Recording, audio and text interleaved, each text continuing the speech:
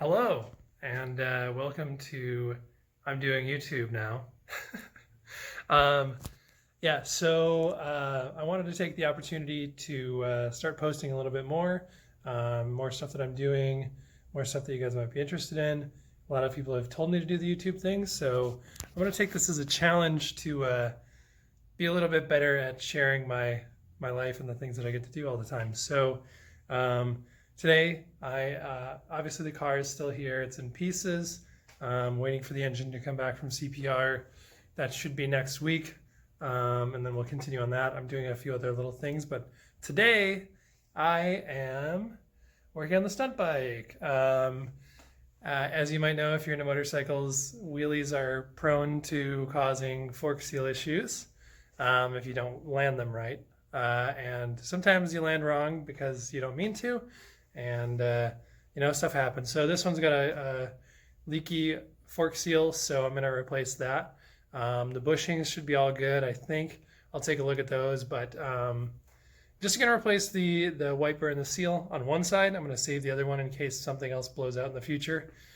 These forks were rebuilt at the beginning of 2019, and I haven't ridden that much on them, so I'm guessing that it just got some debris in it or something, and that was the cause of the issue. But regardless, I need to replace it. It's getting all over my brakes. I can't do stoppies anymore. So we're going to fix that so I can get back to having fun. And also, I bought a rear caliper that is the correct side. So I've always had a left caliper on the back of this, and I'll show that in a second. But the bleeder is facing downwards, so I need to put the right side front caliper. So I'm actually using the same calipers as what's on my CBR. The Tokiko 4 pistons, and I have the right one on here now, and I need to put, or vice versa, I have the left one on, I need to put the right one on. So I'll show that in a second. I don't think I've ever done a close-up of these headlights, and maybe people don't even realize that it has the pattern inside the lights and even on the back plates in there.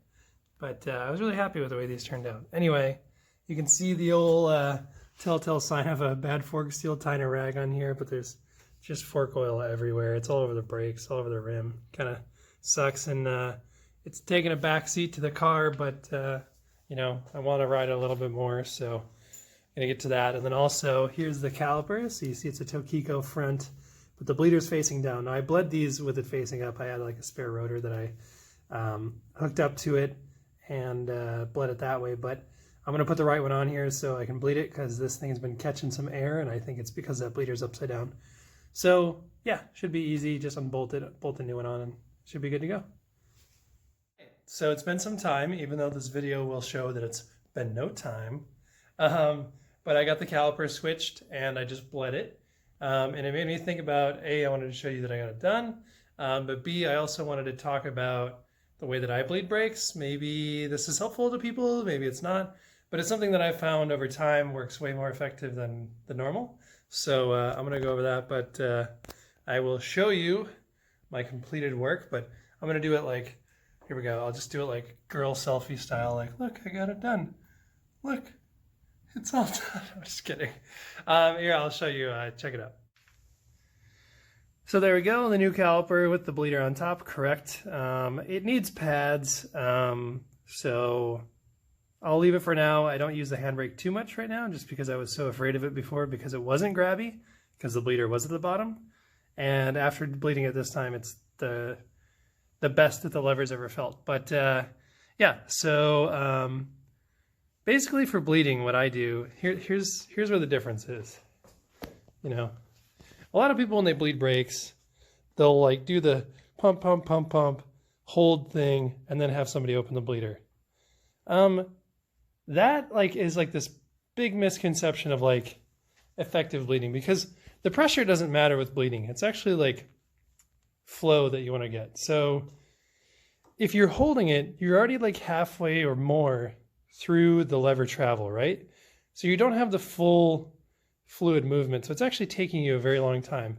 So what you do is actually like pump it up, get pressure in it, and then leave it, open the bleeder, pull it all the way through its stroke, hold it there, close the bleeder, let it go, pump it back up, and do it again. When you do that, you move so much more fluid, and you can actually see where the air bubbles are, because you're not like pressurizing it all in one location. You're watching the fluid come out of the line, and you can see like bubbles coming out of it still, instead of like just all the bubbles from the pressure, and might be a little bit of condensation in the line or something. But this way is a lot more effective. I use this way with actual like handbrakes on cars too. So it's way more effective than hold, like pump and hold. And you can actually do it with your car foot brakes too. It'll work pretty well that way. But yeah, so it's bled, and you can see, so this is a 16 by 18 lever from Brembo. So this is basically like a smaller handbrake master. So it's a little bit more travel than like a bigger, but it has more bite, you know. So when you're actuating a handbrake on a stunt bike, you're literally just using your middle finger to actuate it while you're like holding on. So you kind of want a little bit more grabby because you don't have like a full hand force to grab it. So hopefully I'll get a little bit better with that now, because the travel was crazy before. The travel is really good now. Now I can actually like dial it in, and this lever is pretty cool. You just turn this little knob down here and it moves where the lever is. So I'm going to dial it in like much closer to the bar so I can have more hand in the bar. And then I need to change a clutch cable too, because that thing's pretty stiff. But a little one finger RSC clutch on there as well. So yeah, just wanted to share that. There's my little fluid reservoir. I'm going to leave it pretty low, just in case you're wondering, oh, your fluid level's low. I'm actually going to leave it low because when I replace the pads on the handbrake, it's going to push all that fluid back up in here because I'm pushing the pistons back, and I don't want to have to deal with it running out. Full disclaimer, if you didn't know about stunt riding with me before, I'm pretty new to it. I can balance wheelie, and I can do stoppies and do little like skids with the foot brake or the handbrake on the rear, but haven't learned drifting yet. That is like the ultimate goal. It's very, very scary. I can do it in the dirt, but anybody can do skids in the dirt with a motorcycle. So yeah, that's where I'm at. It's something that's always been like a passion of mine to get into doing this kind of stuff. Just like drifting, it's a motorsport that's also an art form, and you don't really have to be competitive to do it. You can just do it to have fun, and there's just fun events. There's like all the fun rides and stuff like that. So I really like stunt riding. I don't think that I'll ever get off of a motorcycle unless something really bad happens, but even then, like, I'm not really afraid of stuff like that. So along with drifting, I do ride motorcycles quite a bit. I probably have close to 100,000, if not over 100,000 miles on a motorcycle. So if you don't know, I'm going to get to more of that stuff. I need to really strap up the GoPros and get some footage and ride with other people and get some footage of it, because it's pretty cool. I wish I had more pictures. Doing a wheelie is probably like the coolest looking thing in the whole entire world. So we'll get some more of that for you guys. So I told you I'm pretty bad at this thing. I totally skipped any other steps, but the fork is out. I left the other one in. I'm not going to try to fix that one because, like I said, the seals are fine on that one, and they're pretty brand new. So I don't know what happened to the other one, but I already have the seal and the wiper replaced. I actually ran out of fork oil, so I'm gonna have to go pick up some tomorrow, but it should be done tomorrow. And then we're back to ripping. So yeah, I'll show you guys the fork really quick. So it's dirty because of my hands, but I already have the new wiper and seal in there. It's already doing its job. There's some fork oil in it, but if you ever wondered what the inside of a fork tube looks like, there you go. The spring is out of it, so I can fill it with fork oil. But there's my fork tool and some laundry soap. But this thing makes it a lot easier. A lot of people would do some like ghetto fix, but for 150 bucks, it was totally worth it to buy this tool. It's super easy to use.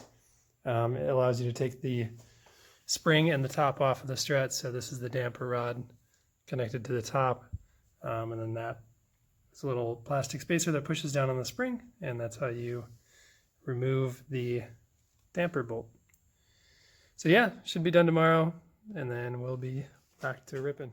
There it is, all done. Fork still doesn't leak. The brake pads are still a little soaked in the fork oil from before. So when it happened on the CBR, I just rode it and kind of like cleaned it off with brake fluid. that got better. I'm gonna see if that works for this. If it doesn't, I'll just put new pads on the front. But yeah, it rides good. The handbrake works pretty good.